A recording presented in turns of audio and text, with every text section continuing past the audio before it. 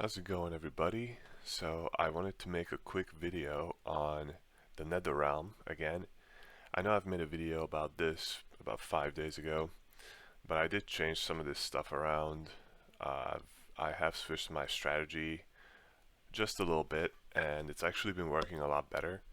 So I wanted to share with you guys what I've kind of changed around and what's really the best way of doing this, because there's some nuance of like which maps you should run and which maps you should skip, all that good stuff. We're going to get into a strategy called 4+1. We're going to get into the skip strategy, and yeah, I'll just explain all that in this video. Okay, so this is the deck that I like to run. The main three cards to look out for, and this is what I'm building the entire deck around, is Sharp, Generous, and however you say this one. I don't know how to say that one. Now, why are those three cards so good? The reason they're so good is because you have the 6th affix rare gear that gets converted into flame fuel. Now, the currency we're after, flame elementium, is flame fuel. So a lot of the useless rare gear gets converted into, more often than not, flame sand. And then this one makes it so that more rare gear drops, which is extremely useful because then it gets converted. And then the converted gear gets upgraded. And as I said, most of the gear that drops is flame sand, and the next rarity of flame fuel from flame sand is flame elementium. So this is a 14% chance to essentially just give you flame elementium when a flame sand drops, and a lot of flame sand drops because of this interaction. And basically all these other cards are just kind of buffing the pack size. As you can see, you have groups of magic monsters, groups of monsters, more groups of monsters, more groups of monsters. You have rarity and drops, and then I like using Fearless. It's fun, and it's also extremely effective, right?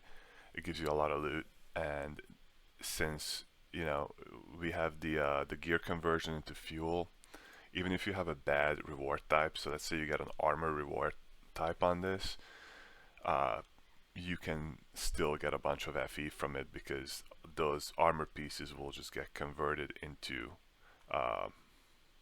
flame fuel. Now let's say that you get all three of the key cards on a board. Which ones should you do first, and what is kind of the map order? You always want to do Sharp first, right? Because this will activate instantly. It will start generating you flame fuel no matter what. And then you want to go with this because you want to start the interaction as soon as possible. So you already have this. You put this one on, a bunch more 6 affix rare gear is going to start dropping, so that's going to mean more flame fuel.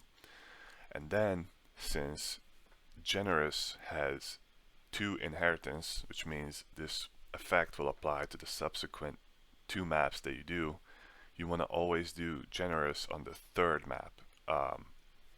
So obviously, once you've done this one, that one, then the 3rd map would be Generous, which works out perfectly. And then for the next 2 maps, you will have the effect of all 3 of these cards. And then, once you've done Generous, I mean, typically you would want to just go for as much pack size as possible. If you don't have pack size, try going for as much drops and rarity as possible. Now, I wanted to talk about these random cards. You can see these are called confusion cards. And you can see what confusion cards you have by clicking on this little tab at the bottom. And so these cards can randomly proc on any of your maps. So let me see if I can maybe find a confusion card. So I have a confusion card on this one, for example, right? The 104% drops. I mean, if you go in here, you can see that that's the card that I was talking about. Now, which one of these cards should you do? Most of these cards typically are not worth doing, um, but there are maybe 2 or 3 of these that are very good. So I would say that this one's very good. This one not so much, because it's just the worst version of the one we're already taking. And then this one's very good. But these don't have inheritance. So what does that mean? That means that the effect will get lost for all subsequent maps that you do in the within the same round, right? So what you actually want to do with these is that you want to use these on the very last map, so the 5th map of each of the encounter. Now, if you don't get these, just try and use whichever one is the most powerful and whichever one gives you the most pack size or the most amount of rarity out of these cards that you have. But if you do get some of those confusion cards, always save these for the very last map. Okay, so I wanted to touch on the 4+1 and 3+2 strategies that I've been doing, and this is actually probably the best way to, I would say the best way to play the Nether Realm. So what does 4+1 mean? 4+1 means that you do the first 4 maps of the rotation or of the round on time mark 7, and then for the last or 5th map you go over here, you switch to turbulence or time mark 8. I will be referring to this as time mark 8, and you'll do the very last or 5th map on time mark 8. Now why is that? Is because time mark 8, you cannot sustain time mark 8 at all. You get nowhere near enough keys to run these maps, so you always want to save these keys for the very last map of each rotation so that you get the most value out of them. Okay, so what is the 3+2 strategy? So it's the same idea as the 4+1 strategy, but instead you're doing the first 3 maps on time mark 7 and then the last 2 maps on time mark 8. Now why is that? That's because let's say that you get all the holy trinity of cards, right? So you get generous, sharp, and then this one. But then one of them gets upgraded. So instead of this being a 14% card, this gets upgraded to, I believe, 22%, right? So obviously that makes it a lot better. And at that point, it becomes extremely beneficial for you to get as much juice out of this as possible because you already have the setup. So at that point, I would just, after you've done the 3rd map, right, you still have 2 more left, I would just do the last 2 on time mark 8. And I will get into how you should be juicing your maps and what you should roll on your maps a little bit later. So let's talk about the thing that makes this strategy as good as it is, and it is the skip strat. Okay, now what's the skip strat? Basically, let's say you get a board let's say you get a board like this. Now, would you really want to run this board? Would you really want to go through and run every single map, full clear every single map on this board without, you know, there being any sort of like multipliers or any sort of increases to fuel drop? Answer is no. What you need to do here with this one, for example, this is fairly common. Sometimes you don't get the cards that you want. It's RNG. So what you do is you actually just skip to the boss on every single one of these maps, which will make it so that you can run all 5 maps in about 3 minutes and then essentially skip to the next round. The reason you would want to do this is because you're realistically missing 1 or 2 FE on these 5 maps, right? If you just skip through them. But if you skip, then you can get to the actual juice maps, the ones that actually have the 3 cards that you want faster, so that will mean more currency. Um, it'll it, Once you start doing this, it's gonna feel kind of bad to actually skip maps because you're like, oh man, I'm using currency, I'm using keys to go through these maps, but ultimately you just want to skip. It's really not worth doing. Now, as for how you want to roll these maps, um, if it's the first to fourth map, what you want to do is you want to go in here and you roll it until it rolls above 100% quantity. That's typically what I'm aiming for, 100% quantity, and I typically don't use any compasses. The only time I ever used compasses on time mark 7 is when I'm doing my third map and I have all three of the cards that I mentioned before, right? So let's say I've done two maps so far. So I've done sharp and I've done this one, and then now I'm going on to the third map, which is this one. Now I have my setup.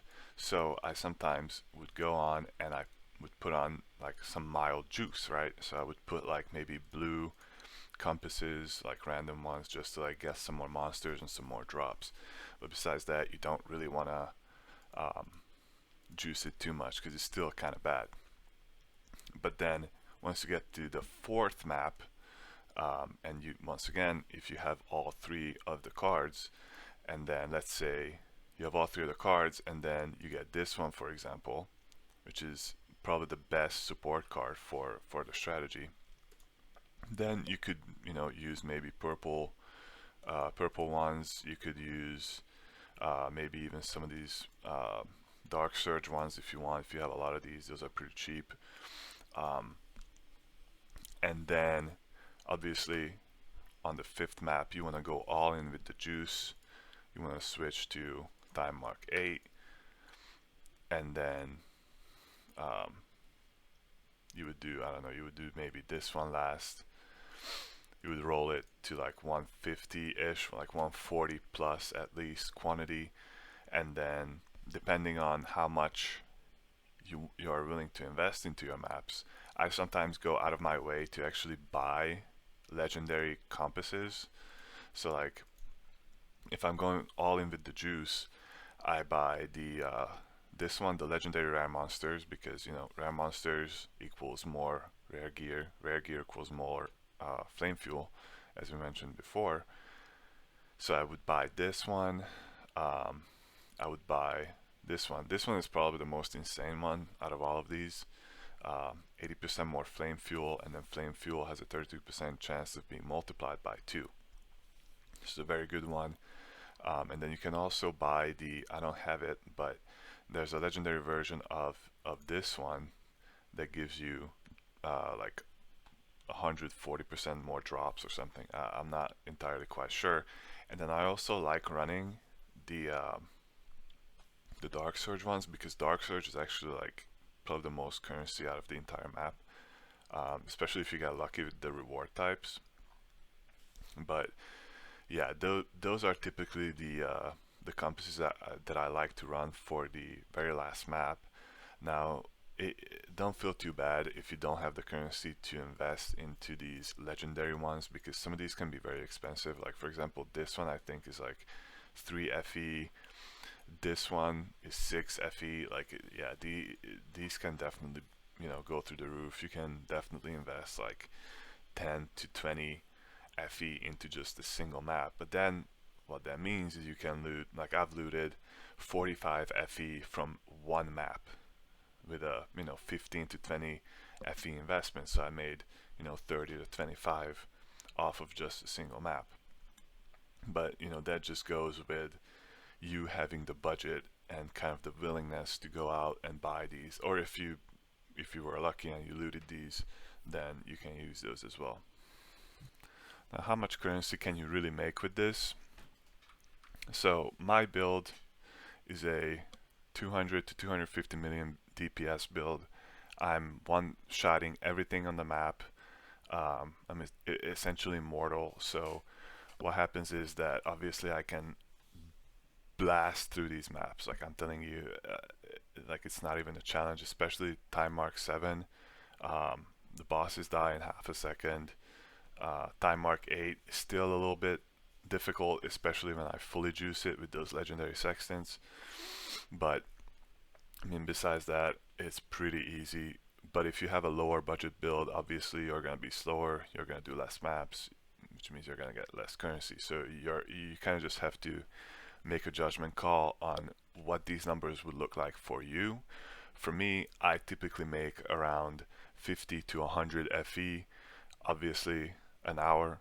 Um, and the reason for that fluctuation in the amount is that, you know, it's RNG. So sometimes uh, it takes me 5 or 6 rounds to even get these 3 cards to line up together, but other times I would get them 4 times in a row and I'm really happy.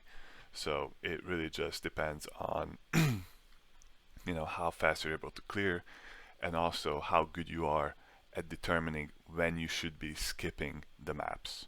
As I said, skipping maps is the most important thing, because you don't want to be spending time inside of maps that don't have any multipliers, that may have like some drops, but ultimately you're not really target farming anything, so you're just going to get more of the trash legendary gear or maybe some flame sand. But as I said, ultimately if you don't have these 3 cards, it's pretty much just a skip. Alright guys, thank you so much for watching, and I wanted to make a quick little shout out to the gloves I crafted in the other video. If anybody wants these gloves, they're up on the trade. You can pick them up for 1300. These are probably the best conversion gloves in the game. I'm just selling out a little bit, but anyways, make sure to like and subscribe, and I also stream on Twitch on twitch.tv/normalpunch7, so just make sure to check that out as well. Thank you.